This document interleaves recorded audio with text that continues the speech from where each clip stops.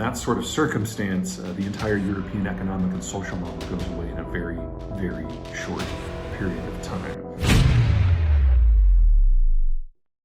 We're going to start with something that the Swedish government started announcing this past Friday when they started releasing bits and pieces from the forensic work that they have done on the Nord Stream bombing.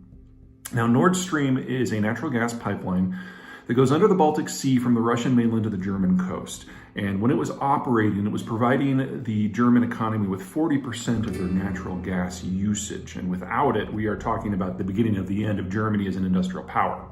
More on that later in this series.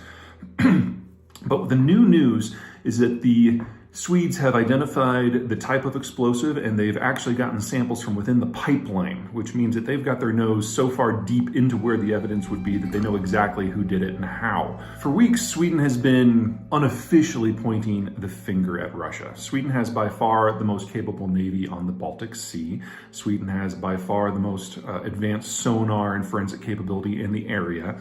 And on the day that Nord Stream was bombed, they started quietly telling their European partners that it was definitely the Russians who did it. And if there's anyone in the space that has the ability to identify what actually happened, it would be Sweden. However, they have not made their findings official in any possible way until now. And the question is, what has changed? And the question is, why have they not? Unfortunately for the Europeans, the answer is pretty simple to the second questions.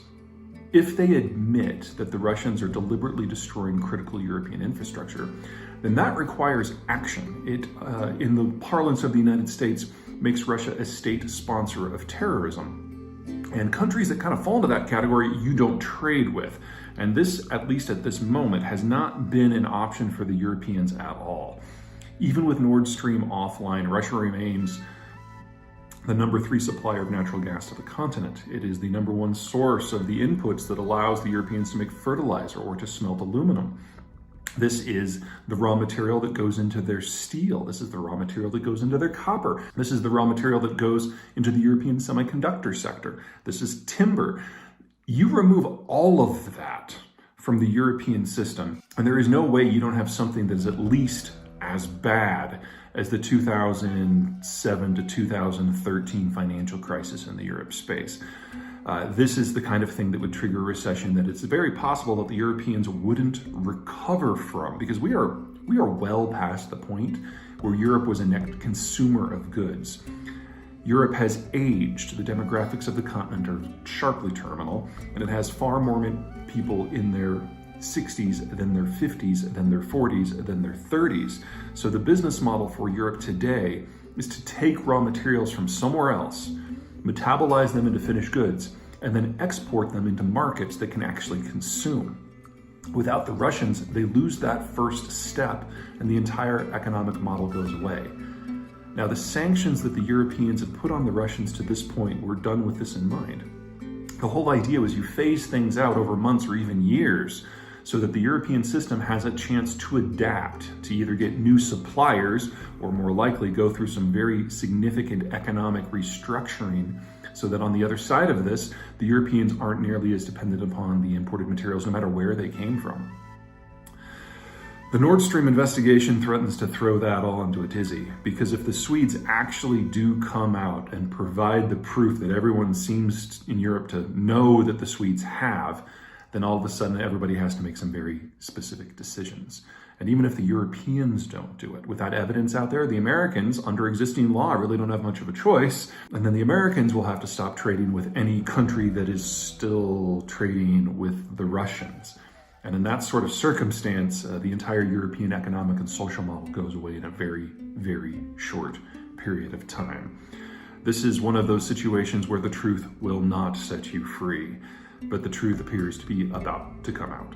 Now, the Europeans have lost their primary source of natural gas from Russia, and what they've been doing to this point is paying about 10 times market price in order to fill up their storage. The problem is that storage is just that, storage. It's not even an emergency supply. It's part of their normal supply system for the winter. So stuff comes in via pipe, and in the summer, demand is lower, and then in the winter, they get about 2/3 of their supply from pipe and about 1/3 from storage. Well, they've lost half of the stuff that used to come in from pipe from the Russians. So they're going to be drawing down more aggressively. And by the time we get to next winter, it's going to be really ugly because the pipes from Russia are in many cases now destroyed. And so they're not going to be able to top off their storage at all without paying absolutely exorbitant prices. Now, there are a couple of ways that you can kind of square the circle here. The first one is bring in natural gas from new sources. Now, the pipes are all maxed out, so that has to be with liquefied form. Normally, natural gas is transported by pipe through fixed infrastructure, but you can, at the point of export, freeze the stuff into a liquid and then load it onto a specialized tanker that then brings it into your consuming zone where it is offloaded and regasified and then funneled back into your system normally. Now, freezing a gas into a liquid form is as energy intensive and as expensive as you might think. The Europeans get around that on the emissions side by pretending that anything that happens with natural gas before it reaches Europe is not their problem, which is, very par for the course when it comes for European data on carbon. And in terms of energy security, unless you sign a fixed term contract that's usually 10 or 20 years, you're tapping what's called the spot market. So just individual cargoes that are looking for a home. Those tend to be far more expensive. And the Europeans don't want to commit to 20 years of natural gas from a source on the other side of the planet. So they're trying to just tap the spot market almost exclusively, and they're having to pay the price for that. And that is part of the reason why European inflation is so much stronger in many cases than it is even in the United States. So that's option one. They've been doing a lot of that. Option number two is to shut down demand. Whether it's demand destruction or purposefully shutting things down doesn't really matter. The Europeans have chosen to largely remove natural gas from their industrial space. And so we are seeing huge amounts of industrial closures across the entire industrial space. And this has a lot of consequences. So the Germans, for example, don't think of energy in the way that most Americans do. We're very agnostic about where we get our energy. So Mexico, Canada, Saudi Arabia, Venezuela, if we don't think anyone is looking. The Germans need long-term contracts with state-owned suppliers through fixed infrastructure so they have a degree of stability in their supply. That is not an option right now because a lot of the pipes are offline. So when you shut down industrial infrastructure and demand in Germany, you're talking about something that cuts to the core of their entire industrial model, because that natural gas isn't just part of their electricity system, it's part of their petrochemical system, which is what makes their manufacturing sector possible. So in shutting all this stuff down, the Europeans are choosing, maybe not consciously, but they are choosing a general deindustrialization trend for the entire continent.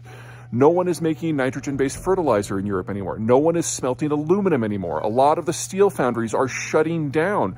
Auto manufacturers already down by a quarter and is dropping fast. It'll be gone in less than a year because remember, next year they're going to have even less to work with. So we are looking at the collapse of not just the broader European economic model, but the specific German industrial model that allows things like BMWs to exist. The problem they're facing this winter is that even the normal backup plan of going to the United States for liquefied natural gas is not really an option. As you can see, it's a little chilly here in Colorado, it's chilly in Washington, it is chilly in Texas and Florida. Here it's 4 degrees this morning. And if it's cold in the United States, that means we need incrementally more natural gas in order to keep the heat on. And the only swing energy producer that the United States has in terms of power generation is natural gas. Coal is baseload. It takes too long to spin up and spin down. Same with nuclear for safety reasons. And solar and wind, you can't spin up. You get what the weather gives you and that's it. Natural gas is our only flexible fuel source. And well, we're being flexible with it by using it right now. And that means it's not available for the Europeans at the moment. Now, for the moment, the Europeans have been very lucky. They're having one of the warmer winters on record, even though the United States is having one of the colder ones. And that means they don't need as much at this moment.